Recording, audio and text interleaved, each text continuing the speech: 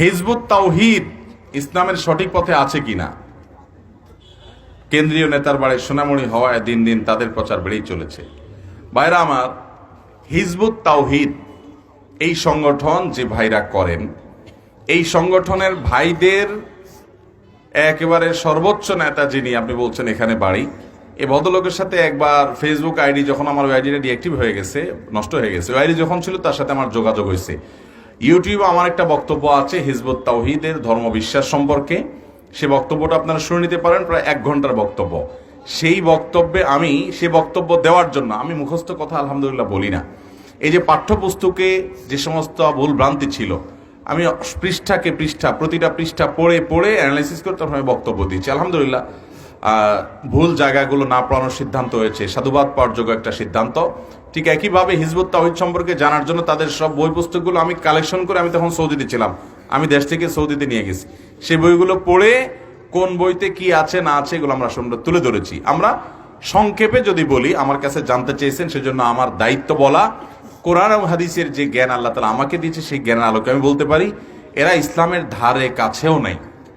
Hizb ut তাওহীদ নামক এই সংগঠন ইসলামের ধারে কাছেও নেই। যদি ধারে কাছেও থাকতো আমি সেটা বলতাম। এখন কথা হলো ধারে কাছেও নাই, কিভাবে বললাম? ভাইরা আমার, ইসলামটা এটা মায়ের হাতের মোয়ানা যে নিলাম আর খেয়ে ফেললাম। ইসলামটা আল্লাহর দেওয়া কোরআন এবং নবী করিম সাল্লাল্লাহু আলাইহি সাল্লাম আল্লাহর অনুমতি সাপেক্ষে যে ব্যাখ্যা দিয়েছেন হাদিস, এই দুইটার নাম হলো ইসলাম। এগুলো যারা ধারণ করে তারা মুসলমান। এখন হিজবুত তাওহীদ নবী করিম সাল্লাল্লাহু আলাইহি সাল্লামের শত শত হাজার হাজার অগণিত হাদিস, এটা দেখবেন যে কার্যত তারা অস্বীকার করে, কার্যত। যেমন নবী করিম সাল্লাল্লাহু আলাইহি সাল্লাম বলেছেন যে নামাজ যখন দাঁড়াবে, মহিলারাও যদি জামাতে শামিল হয়, অখায়রু সুফুফুন নিসাই আখিরুহা, মহিলাদের সফ হবে কখন? শুরুতে না শেষে? কিন্তু হিজবুত তাওহীদের প্রোগ্রামে দেখবেন মহিলাদের কাতার হয় কোথায়? সামনে। তাদের মধ্যে পর্দার কোনো বালাই, নবী সাল্লাল্লাহু আলাইহি সাল্লাম বলেছেন আফুল্লুহা, তোমরা দাড়ি লম্বা করো। এখন কোন মুসলমান নিজে দাড়ি রাখতে না পারলে উনি জানেন এটা নবীর নির্দেশ, তিনি পারেন না, এটা তার অপরাধ বোধ আছে। কিন্তু এই দলের একেবারে সর্বাধিনায়ক যে নেতা, ওই বেচারা নিজেই দাড়ি রাখেন না। এবং এটার যে প্রতিষ্ঠাতা, এই আল্লাহর বান্দা বাইজিদ খান পন্নী, টাঙ্গাইলের মানুষ, উনি মারা গেছেন। ওনার বহু ছবি আপনারা অনলাইনে দেখছেন, উনি নিয়মিত বিড়ি সিগারেট খেতেন। এই লোক কিভাবে একটা ইসলামের একটা সংগঠনের নেতা বা প্রতিষ্ঠাতা হয়? টাকরোর নিচে পায়জামা, প্যান্ট, জোপা এবং লুঙ্গি পরা হালাল না হারাম? এখন আমি মানতে পারি না এক জিনিস, কিন্তু আমি ইসলামের সর্বাধিনায়ক নেতা বলতেছি এটা হালাল হারাম বাজ বিচার করার দরকার নাই। এটা কোনো মুসলমানের কাজ হতে পারে? তারা ইসলামও বলে না, বলে কি? ইসলাম। কি বলে? ইসলাম। তারা বলে দুনিয়াতে কেউ ঠিক নাই, কেউ ঠিক নেই, এমনকি মক্কা মদিনাও তারা যায় না, কেউ ঠিক নাই, সব গোমরা হয়ে গেছে, তারা শুধু ঠিক আছে। সারা পৃথিবীতে মানুষ যেভাবে নামাজ পড়ে তারা ভিন্নভাবে, তাদের নামাজ হলো আর্মিদের লেফট রাইট মার্কা নামাজ। দেখছেন না আপনারা ভিডিও? নবী করিম সাল্লাল্লাহু আলাইহি ওয়াসাল্লাম একটা হাদিস বলি, শুনেন। উনি বলেছেন মান ক্বালা হালাকান নাস ফাহুয়া আহলাকুহুম, যে ব্যক্তি বলে সবাই গোমরা হয়ে গেছে, সবাই নষ্ট হয়ে গেছে, একটাও আর মুসলমান নাই, আমি শুধু একলা আছি, ও হলো সবচেয়ে বড় গোমরা।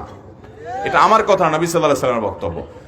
মক্কা মদিনার ইমাম সাহেবরা, বাইতুল মুকাররমের খতিব সাহেবরা, সারা দুনিয়ার আলেম ওলামা সব ভুল, কেউ কিছু জানে না।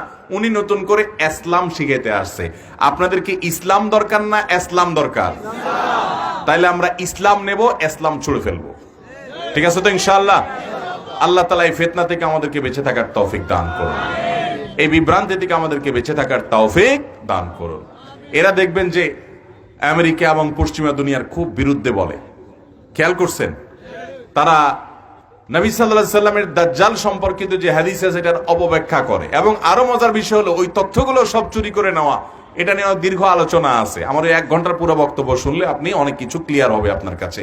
তবে এতটুকু বলতে চাই ভাই, আমরা মানুষকে ভালো মন্দ, সঠিক বেঠিক নিরূপণ করব কোরআন এবং হাদিস দিয়ে। কি দিয়ে? কোরআন এবং কোরআন হাদিসের ছাঁচে ফেলে দেখবো, এটার সাথে যদি মিলে তো আলহামদুলিল্লাহ, না মিললে বাদ। আমি কিন্তু আমার বক্তব্য বলেছি, আমারও কোনো কথা আপনি কোরআন হাদিস অনুযায়ী দেখলেন যে না মিলে না, ছুঁড়ে ফেলে দিবেন। কোন ব্যক্তির অন্ধ অনুসরণ করবেন, একজন মুসলমান কোরআন অনুসরণ করবো আমরা। আল্লাহ আমাদেরকে তৌফিক দান করুন, এই সমস্ত বিভ্রান্তি থেকে বেঁচে থাকার তৌফিক দান।